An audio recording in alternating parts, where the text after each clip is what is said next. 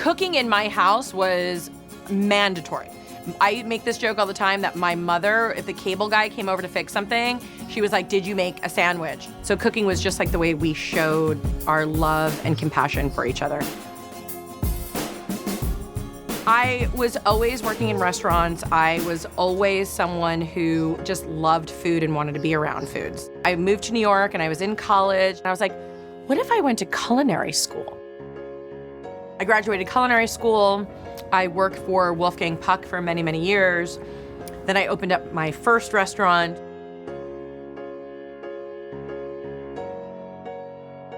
It was a complete and utter disaster. There's no way to sugarcoat it. Didn't know what I was doing. But more importantly, didn't know who I was. I didn't really have a voice in food. I didn't understand my opinion in food, and it showed in that restaurant. Some of our best things happen from our failures because they never happened again. And that's what that first restaurant did for me.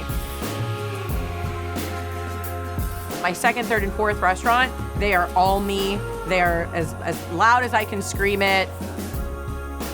I kind of tripped and fell face first into television.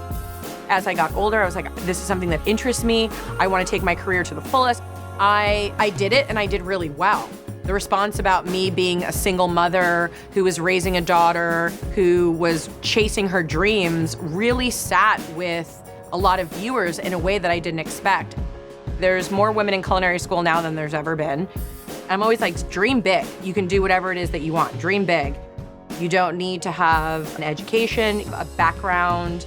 You don't need to have money in order to put yourself through these like fancy culinary schools. You need to have work ethic, you need to have grit, and you need to have ambition.